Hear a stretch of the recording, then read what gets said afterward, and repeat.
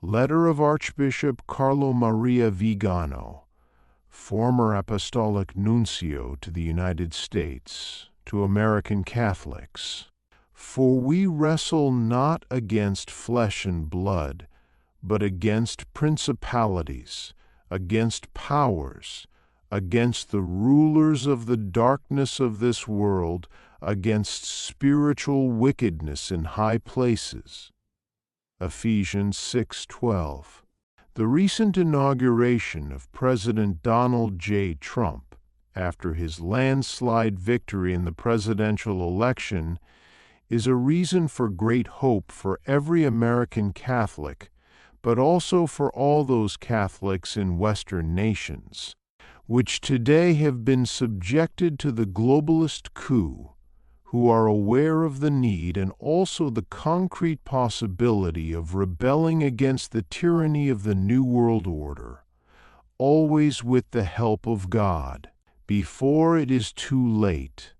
What the deep state prevented with electoral fraud in 2020 has now been achieved, for the first time after years of woke madness.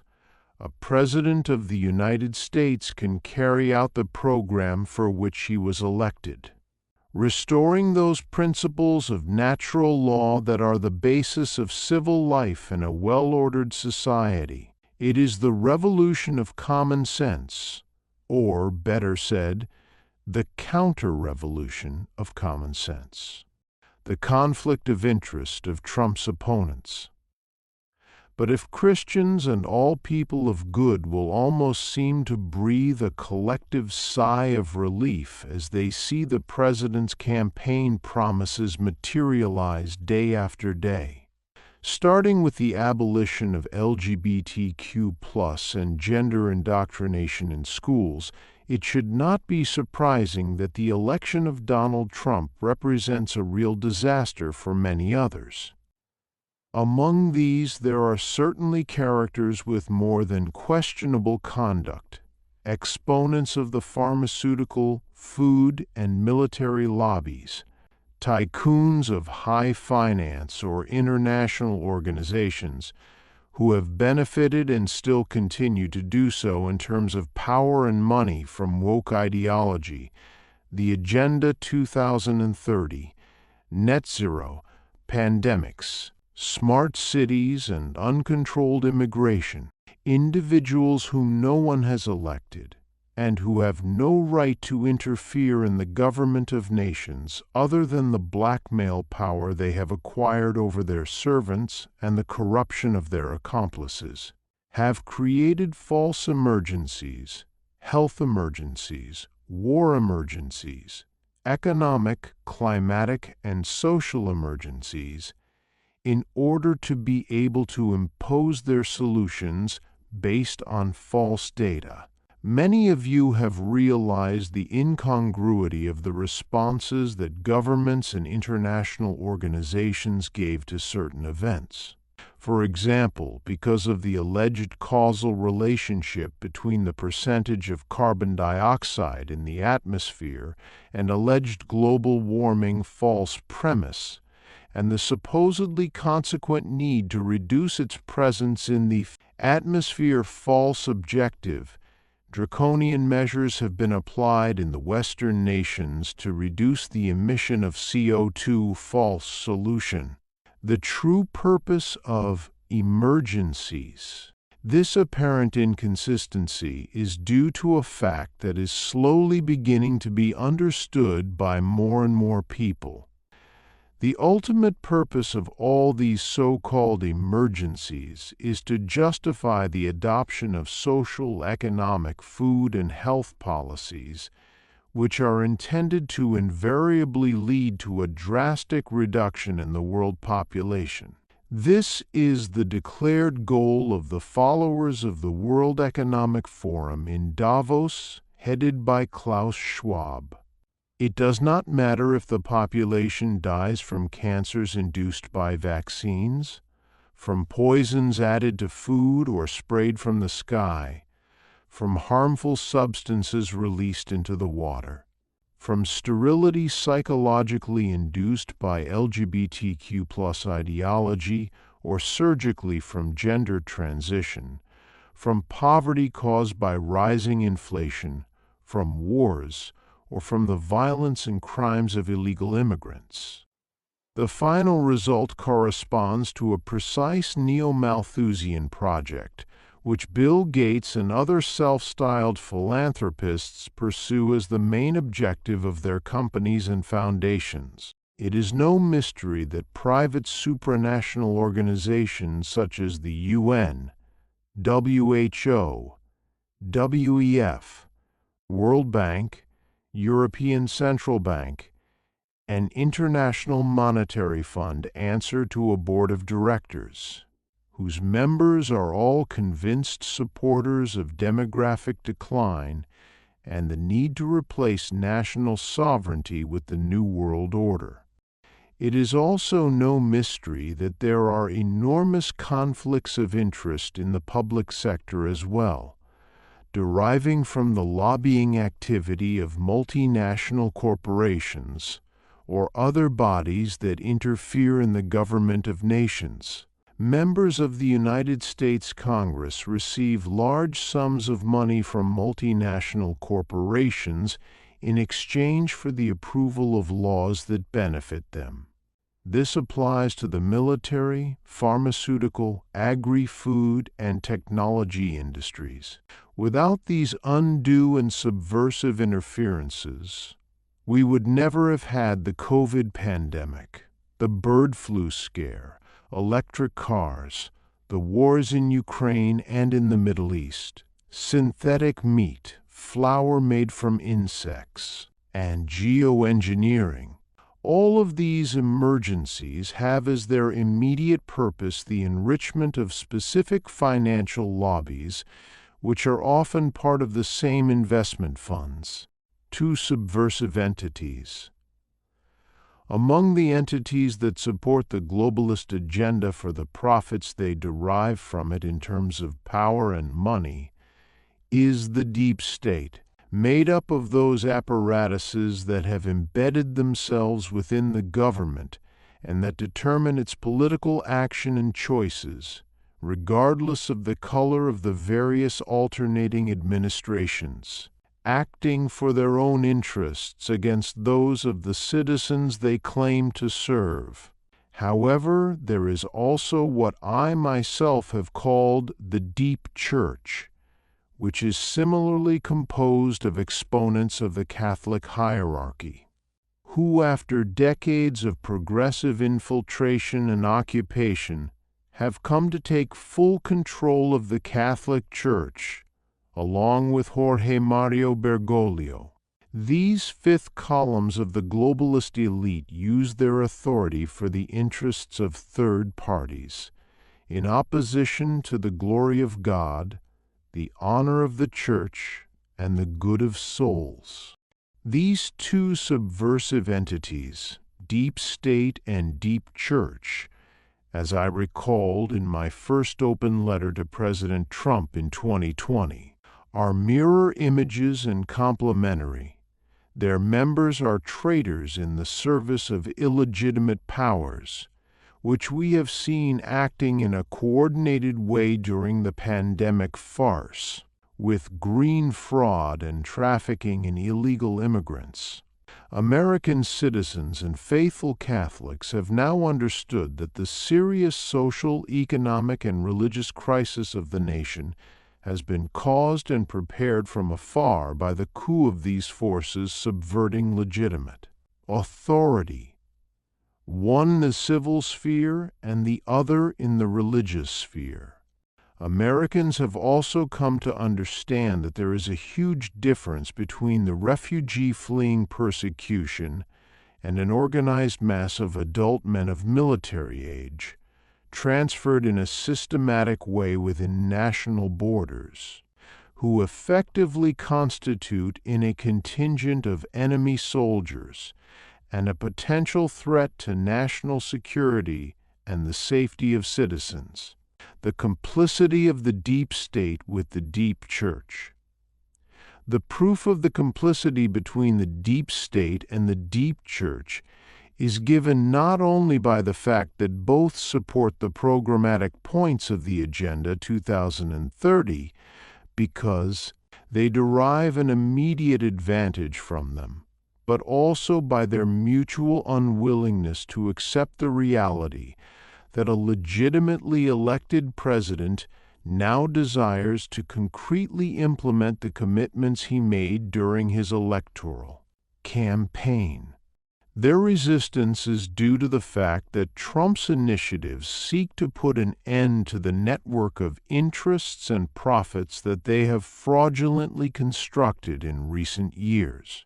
It is no mystery that the United States Conference of Catholic Bishops, USCCB, has never, and I repeat, never raised a penny to fight abortion, but rather has funded with tens of millions of dollars associations that adhere to the Catholic Campaign for Human Development and promote abortion, contraception, and homosexuality. Nor does the USCCB have any qualms about receiving subsidies from the Department of the Treasury for its management of illegal immigration, as its budgets, which are public, prove. And it should be remembered that, in addition to government funds, the USCCB receives funding from institutions and private foundations for the same purposes. If in fact, as some would have us believe, the Bergoglian hierarchy truly had at heart the salvation of souls, of all souls, both the souls of U.S. citizens and the souls of the migrants who arrive on U.S. territory, it should be doing what the Catholic Church has already very successfully undertaken in the past, providing for the evangelization, conversion, and religious instruction of these souls. I am thinking, for example, of St. Frances Xavier Cabrini, the foundress of the Missionaries of the Sacred Heart of Jesus, the first American citizen to be raised to the honors of the altar. Her work of assistance to immigrants, initially Italians, expanded to include all those in need. She built churches, kindergartens, schools, boarding schools for female students, orphanages, retirement homes for lay and religious women, hospitals and colleges thanks to the generosity of Catholics. Her example of a true apostolic and missionary spirit has been renounced, and cancel culture, so much in vogue today in the Bergoglian Church, is almost ashamed of the charitable work undertaken by her and other saints. The lucrative business of immigration. What is happening today is precisely the opposite of the Church's true mission. The hierarchy is only concerned with grabbing government funding for the management of welcoming immigrants at taxpayer expense, or for the provision of morally unacceptable treatments in so-called Catholic hospitals, even including mutilation for gender transition. In America, there are hundreds of nominally Catholic institutions that receive public money to provide services that are entirely incompatible with the Catholic magisterium.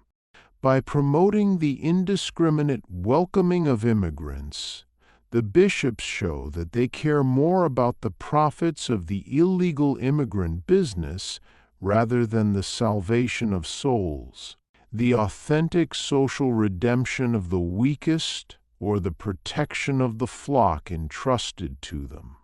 And here it is appropriate to remind the Catholic faithful that the bishops have first of all a moral responsibility before God and the Church for the sheep of their flock, whom they have a duty to protect from the attacks of wolves. The complicity of so many of the bishops of the United States in the present crisis derives from their total concurrence with globalism, whose soul is intrinsically anti-Christic and therefore anti-religious and anti-human. This complicity is expressed not only in the promotion of the indiscriminate reception of illegal immigrants, but also in the other sustainable goals of the Agenda 2030, including LGBTQ+ ideology and gender theory. In the United States, according to current data, there are over 150 Catholic hospitals that offer treatment, that is, genital mutilation for gender transition. It should not surprise anyone that the American economist Mariana Mazzucato, a member of the World Economic Forum with ties to the Club of Rome, has been appointed by Bergoglio to the Pontifical Academy for Life despite being an atheist and pro-abortionist.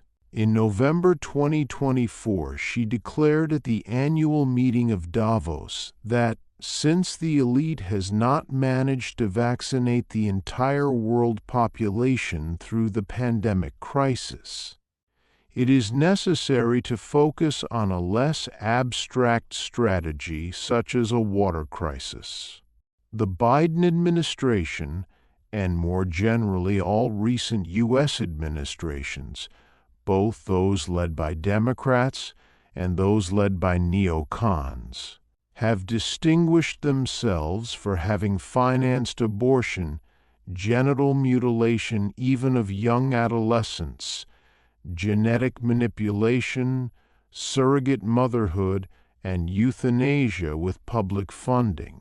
Although the Catholic Church condemns these aberrations without exception, the silence of the American bishops has been deafening.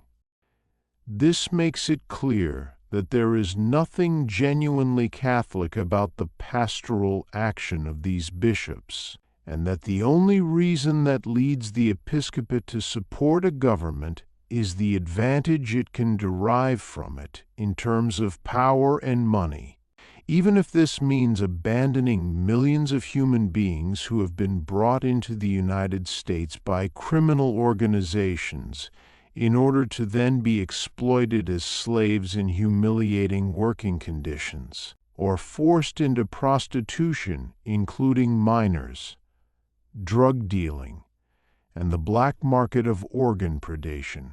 This mass of victims of elite cynicism weighs on the conscience of many rulers and many bishops, and the new Trump administration gives hope that a wise regulation of the migration phenomenon can largely solve the problems of security and crime that all citizens have come to know only too well. The Bergoglian Church is an accomplice in ethnic replacement. In this context, it is dismaying to hear the words of Jorge Mario Bergoglio, who recently stated, referring to Italy but speaking about the entire Western world, that, in the face of demographic decline, the only workable solution is to import immigrants, thus concretizing the ethnic replacement theorized by Kalergi, the pan-European. This proposal is also widely reflected in similar requests from multinational corporations, who see the importation of immigrants as a way to drastically reduce the cost of labor to the detriment of native workers, further increasing their profits. As we can see, authority is now completely subservient to the diktats of the elite, with the complicity of the mainstream media, even if this leads to a worsening of the social and working conditions of the population. Or rather, it is precisely for this reason, since, as I said, the ultimate goal of this lobby is the extermination of a sizable portion of the human race. The numbers speak for themselves. Finally, we cannot forget that the budgets of U.S. dioceses, already largely compromised by the millions of dollars doled out in compensation for the cases of sexual abuse, and also depleted by the abandonment of an ever-increasing number of faithful from the official Catholic Church because of its betrayal of its nature and mission, have their main income from government funds given to them for the purpose of welcoming immigrants. Along with Catholic charitable organizations, the sum received by the American Catholic Church for welcoming immigrants amounts to over $2.4 billion, an exorbitant figure that highlights at least a serious conflict of interest, and that does not solve the social problems that derive from it in the least. And it is gravely detrimental to the entire Catholic Church to have bishops for whom the maintenance of power renders irrelevant the link between the presence of thousands of irregular minors on American soil and their exploitation by perverts, pedophiles, organ harvesters, and criminals of all kinds. President Trump and Vice President Vance are demonstrating that they know how to protect the little ones of whom the gospel speaks. Matthew 18:6, contrary to what the American bishops and Bergoglio himself have done thus far. The counter-revolution of common sense. President Trump's executive orders can only be hailed as absolutely supported by every Catholic worthy of the name, just as Catholics ought to praise the support shown by the President and Vice President for the March for Life, which the previous administration officially opposed, even to the point of arresting those who prayed silently near abortion clinics. Donald Trump's presidential pardon for those who had been so imprisoned confirms a reversal of the trend with respect to the Catholic Joe Biden. Just as the end of public funding for the abortion multinational corporation Planned Parenthood and the providential cuts in disbursements to self-styled Catholic organizations that favor illegal immigration represent a radical change, the statement that there are only two sexes, in its banal obviousness, is now a revolutionary proposition, what President Trump calls the revolution of common sense. Yet bishops, priests, and nuns deplore his action as divisive. But if anyone is sowing division, it is precisely those who are feeding the monstrosities of woke ideology against the mandate they have received from Christ, first and foremost, Jorge Mario Bergoglio. The role of the USCCB. Of course, it is not surprising that McCarrick's heirs, who have been promoted by Bergoglio to the top of the Catholic Church in the United States, are so prompt to deplore the policies of canceling laws in favor of woke ideology, starting with those who denied the binary complementarity of the sexes and recognized gender dysphoria even in minors. Their subordination to the LGBTQ+ lobby is widely proven, both institutionally and personally, and it is well known, as Dr. Taylor Marshall has pointed out, that almost all Catholic bishops in the United States have been vetted and nominated by the previous three liberal cardinals in Washington, D.C., the pedophile homosexuals McCarrick, Wuerl, and Gregory, and then appointed directly by Bergoglio. Marshall rightly comments, "Company men follow company orders, they all owe each other."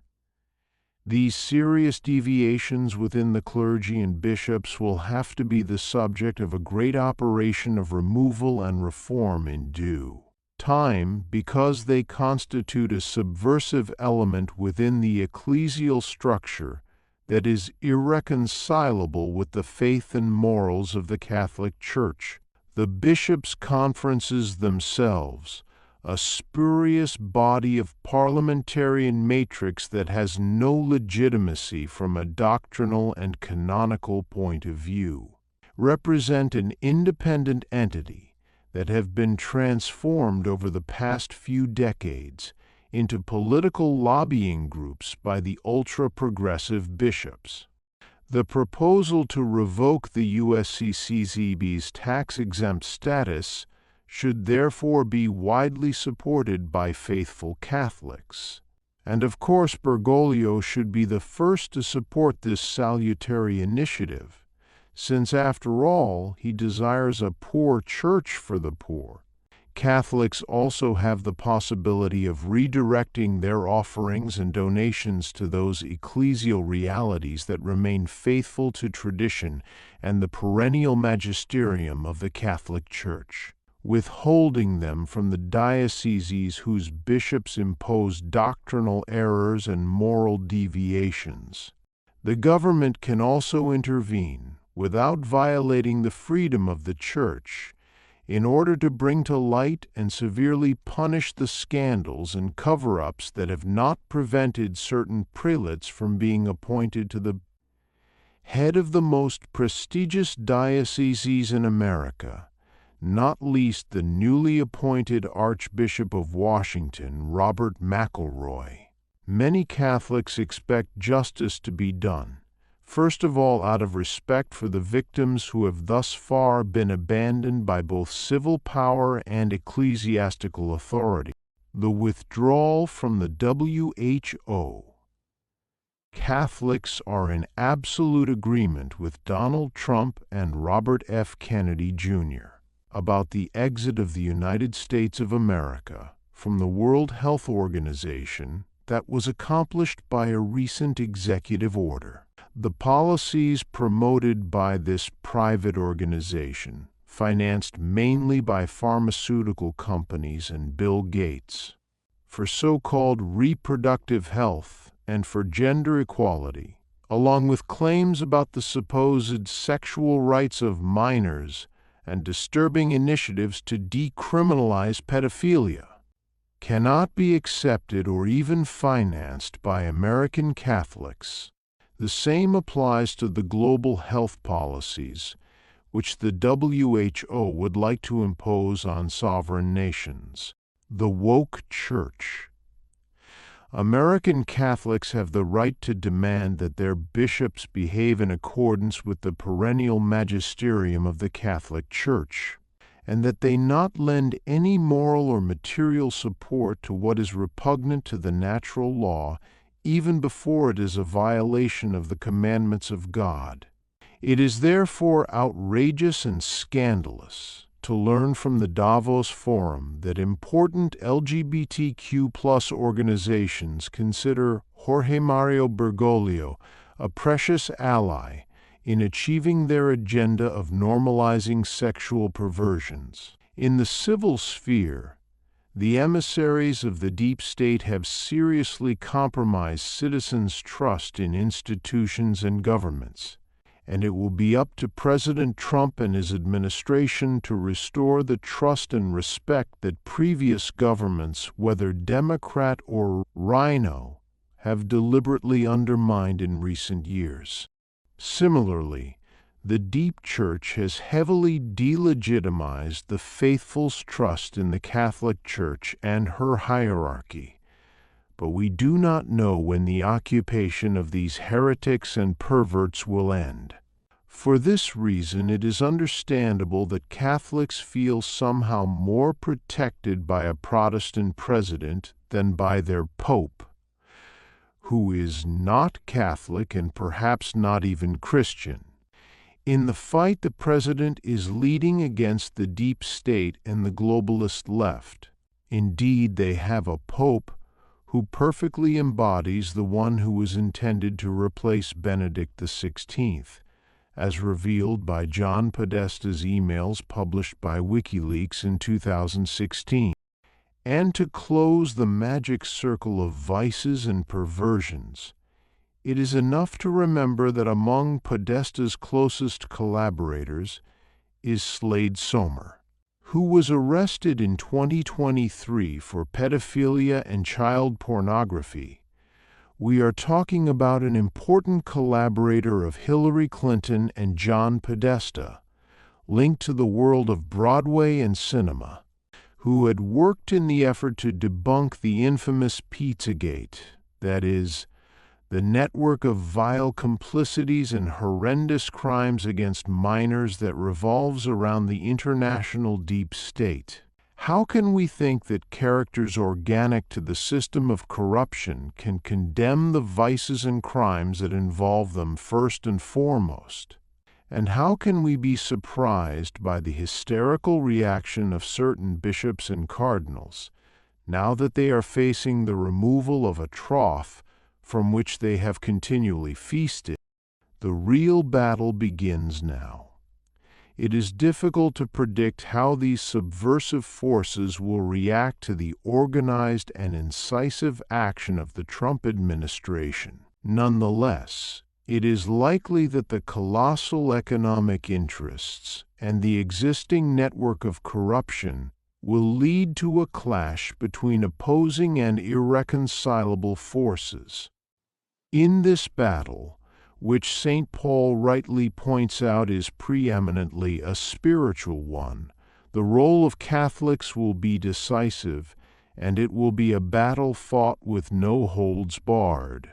If the deep state went to the point of subverting the results of the 2020 presidential election, and the deep church went to the point of placing on the chair of Peter its own emissary, who would embody the woke ideals of a progressive spring welcomed by the deep state, it is unlikely that they will give up the power they have acquired just because the majority of Americans now understand the threat that they represent. Indeed, the increasingly widespread awareness of the coup perpetrated by the globalist elite and the end of the censorship system of some social platforms make this give an account inevitable. And along with the collapse of the woke cabal in the United States, the subversive lobby of other nations will also begin to fall like dominoes, beginning in Europe.